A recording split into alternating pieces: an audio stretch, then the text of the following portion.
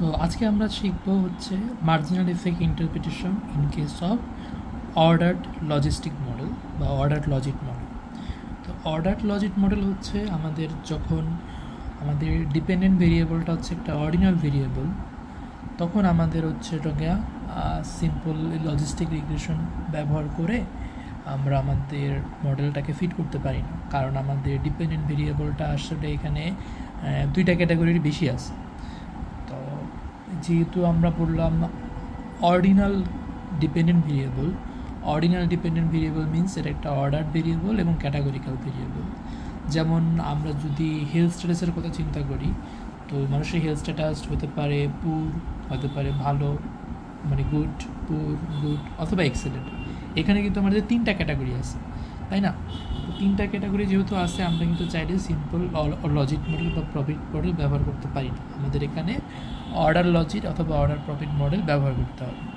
তো আমরা আমাদের ডিপেন্ডেন্ট ভেরিয়েবল হিসেবে হেলথ স্ট্যাটাস নিলাম, যেখানে আমাদের তিনটা category fair, good and excellent.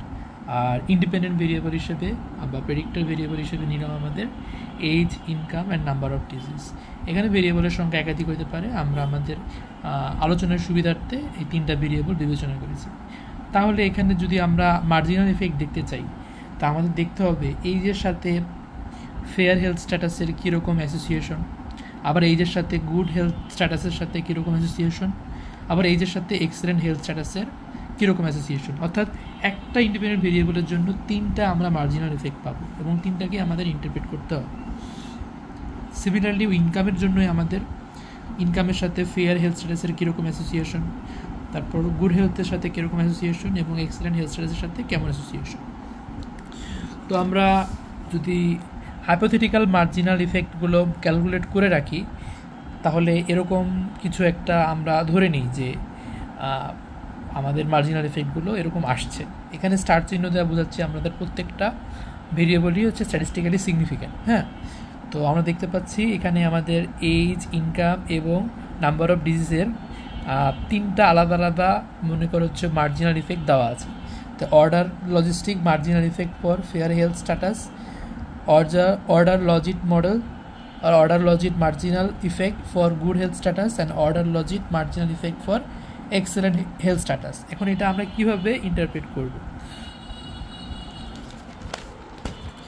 তো যদি আমরা প্রথমেই আমাদের ইনকাম ভেরিয়েবলটার কথা চিন্তা করি, ধরে নেই আমাদের ইনকাম ভেরিয়েবলটা সেটা হচ্ছে আমাদের ইউনিট হচ্ছে টাকা 1000। তাহলে টাকা 1000 ইনক্রিজ করলে আমাদের হচ্ছে হেলথ স্ট্যাটাসের সাথে অ্যাসোসিয়েশন কীরকম হবে সেটা আমরা ইন্টারপ্রেট করতে পারি। টাকা 1000 increase in income is associated with being 2% less likely to be in fair health status. এখানে আমরা কি করেছি যে আমাদের যেই মার্জিনাল ইফেক্ট ছিল সেটা থেকে আমরা নেগেটিভ সাইন দিয়ে বলতেছি হচ্ছে ইনকাম বাড়ার সাথে সাথে ওই হেলথ স্ট্যাটাসের এখানে আমাদের নেগেটিভ অ্যাসোসিয়েশন, এবং যে ভ্যালুটা ছিল সেই ভ্যালুটার সাথে আমরা 100 দিয়ে মাল্টিপ্লাই করে পার্সেন্টেজ আকারে প্রকাশ করছি। তাহলে টাকা 1000 increase in income is associated with being 2% less likely to be in fair health status. Then যদি গুড হেলথ স্ট্যাটাসের কথা বলি, then 5% less likely to be in good health status and 7% more likely to be in excellent health status, all other things remaining the same। এখানে দেখার বিষয় হচ্ছে excellent health স্ট্যাটাসের ক্ষেত্রে কিন্তু আমরা বলছি more likely to be in excellent health status, কারণ এখানে আমাদের ইনকামের সাথে এক্সেলেন্ট হেলথ স্ট্যাটাসের একটা পজিটিভ অ্যাসোসিয়েশন আমরা সাইন দেখে বুঝতে পারতেছি। তেমনি একইভাবে যদি ইয়ার মানে মানুষের বয়স অথবা ইয়ার যদি ইনক্রিজ করে, তাহলে আমাদের মার্জিনাল ইফেক্টের ইন্টারপ্রিটেশন কীরকম হবে? তো এটা হচ্ছে 1 year increase in age is associated with being 0.2% more likely to be in fair health status, 0.5% more likely to be in good health status,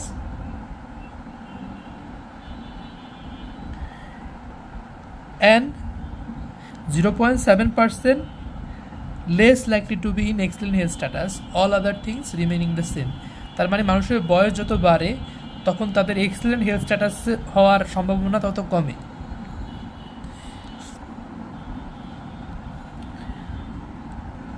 তেমনি একইভাবে নাম্বার অফ ডিজিজের কথা যদি আমরা চিন্তা করি, তো number of disease, when the number of diseases increases by 1, it is associated with 0.3% more likely to be in fair health status and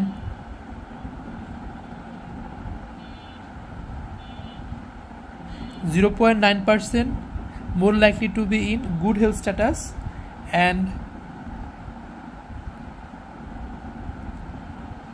1% less likely to be in excellent health status.